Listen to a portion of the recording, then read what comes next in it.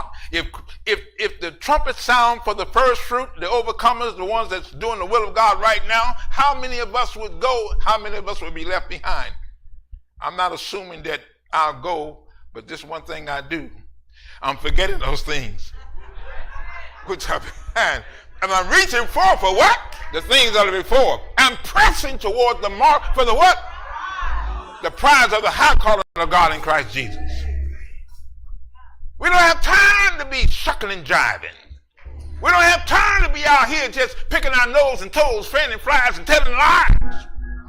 Skinning and grinning, peeping and repenting. We don't have time for that. The brother introduces the message today. The Lord is coming soon. He's coming soon. Will we be ready? Or will our hearts be full of palpitation? Scared of everything moving? Can't go out at night anymore. You hear a gunshot, boom, whoo, you fall on the floor, screaming and hollering, 911, call the police.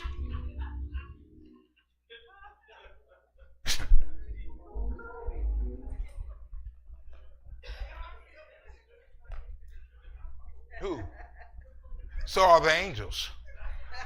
The angels are ministering spirits, and they're flames of fire, and they are sent forth to minister to those who shall be heirs of his salvation. Now, you get the police, I'm getting the angels. The angels can do a better job.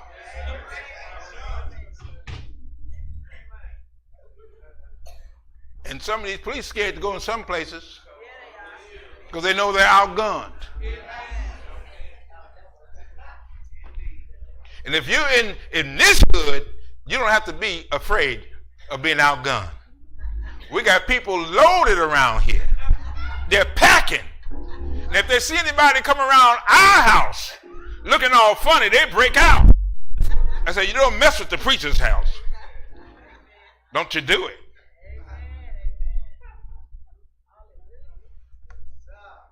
Don't you even talk loud.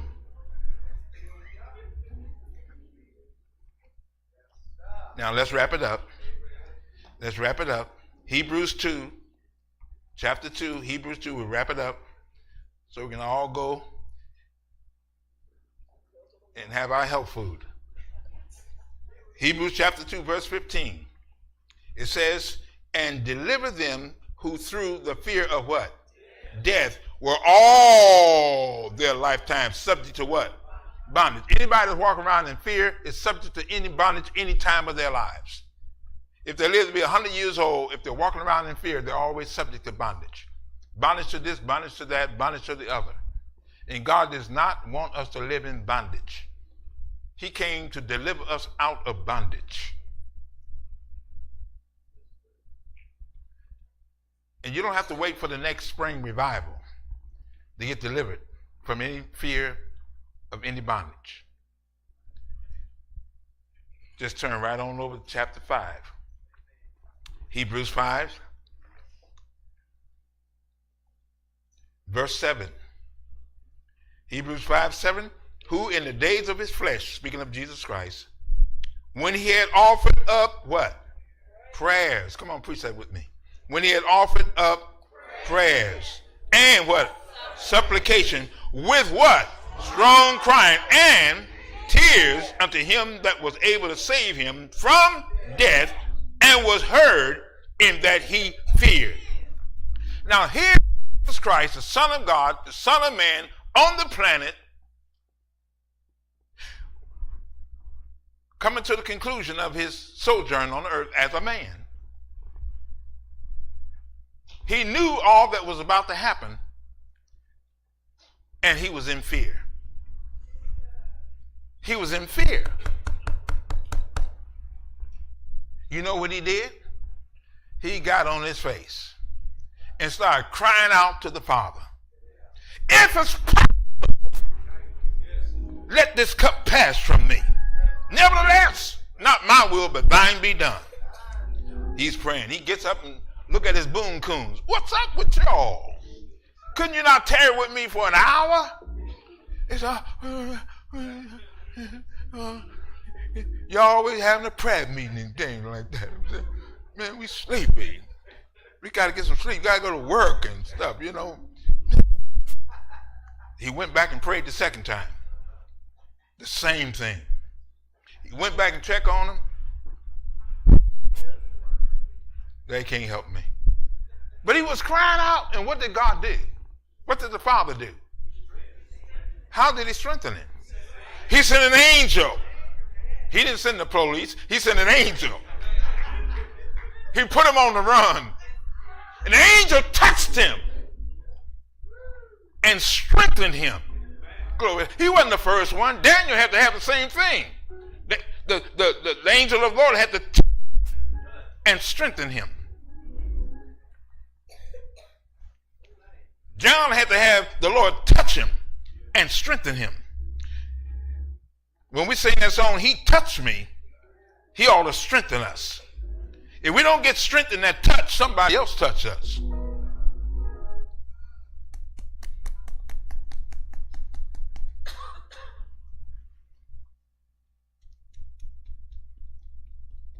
This is how we get out of our problems. With prayers, supplications, which mean petitions, with strong crying. Strong crying. If you pray and you don't shed tears and snot, you ain't prayed yet. You just warming up. That is, if you got responsibility, if you got a family and things are on the line, and you don't shed some tears and sling some snot, you're not serious enough. If Jesus had to do it, we must do it. If Jeremiah had to do it, we have to do it. If Paul had to cry many tears, we have to cry many tears. And the scripture says that what does he do with our tears? He writes them in his book, and they're put in his bottle.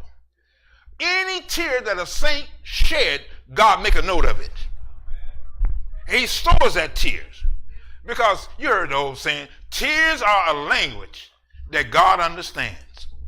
And if we cry out to the Lord with strong crying and tears, I don't care what's going on in your life, God's going to do something from heaven. He's going to do something from heaven. And I know you may say it to yourself. I know I say it to myself from time to time. You know, I know I have this problem. I know I have that problem. I know I need this. I know I need that. But you know what I'm not doing? I'm not praying enough. And when I pray, I'm not serious enough. I say, Lord, please help me to be serious. And that was just the other day. I said, I'm being pulled on the right and on the left, and get the calls, get the texts, get the this and the that, and just pulled on. And I know sooner or later they're going to call me to this place.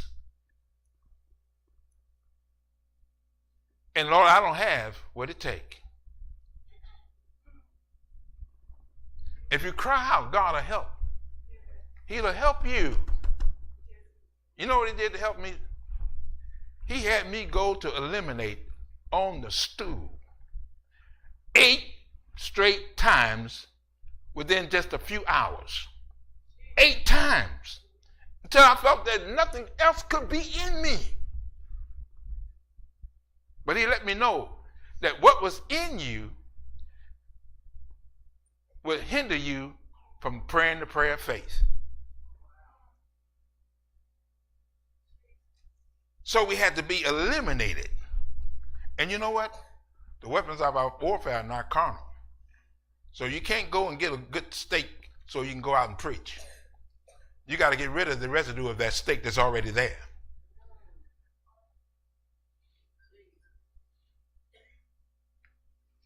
And sure enough, I got this call yesterday. Said, can you come? Said, I'll be there. I'll be there. walk into ICU, stuff all in oxygen and breathing apparatus and all that. When they announced me coming in, he started lifting his leg and lifting his hand and turning his head. More movement than he's had since he's been there. Then we started downloading the word. Downloading the word. Downloading the word.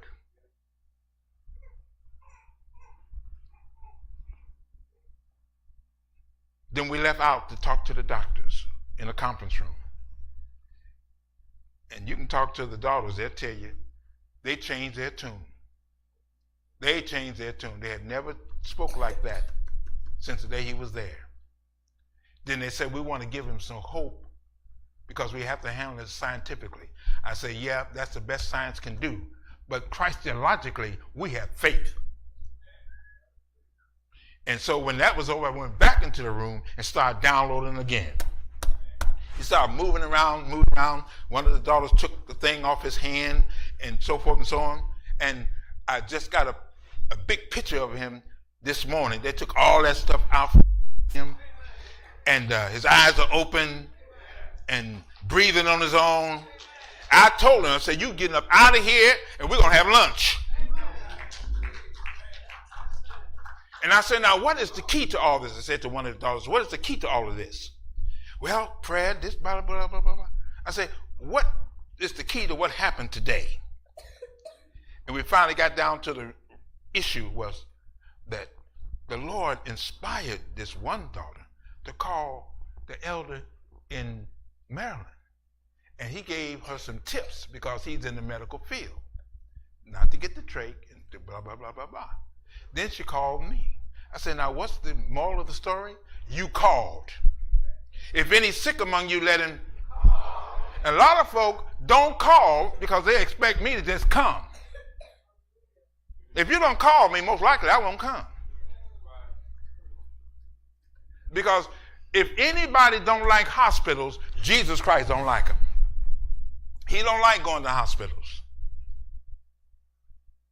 Now you can crowd and he can show up, but he don't like being there. And when you go there, he's only going there for the cry.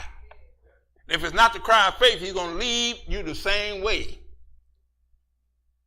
If you don't believe me, ask the guy that was paralyzed for 38 years at the pool of Bethesda.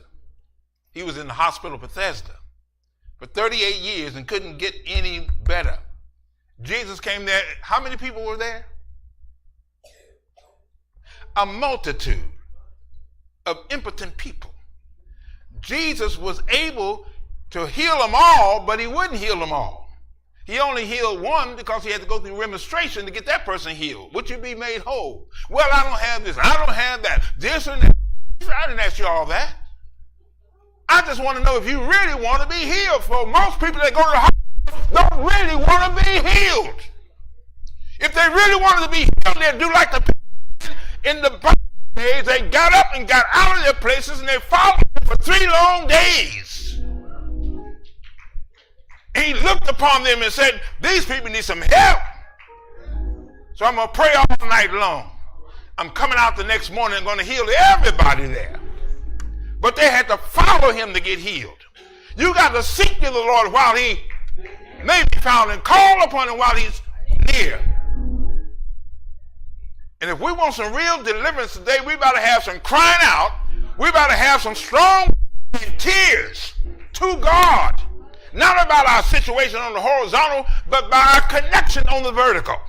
When we cry to the Lord, then our who turn back? Our enemies are turned back. This I know for God is for me. There's no way you're going to open your mouth. There's no way you're going to cry out to God. There's no way you're going to swing snot to God and he will answer your prayer.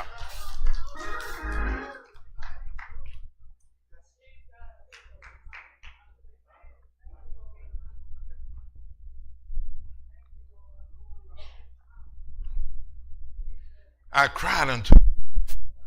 He delivered me from all my fears. He delivered me out of all my troubles.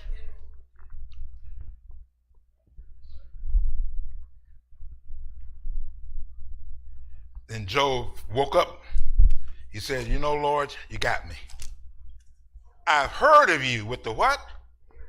Hearing of the ear, but now I see you with my eyes.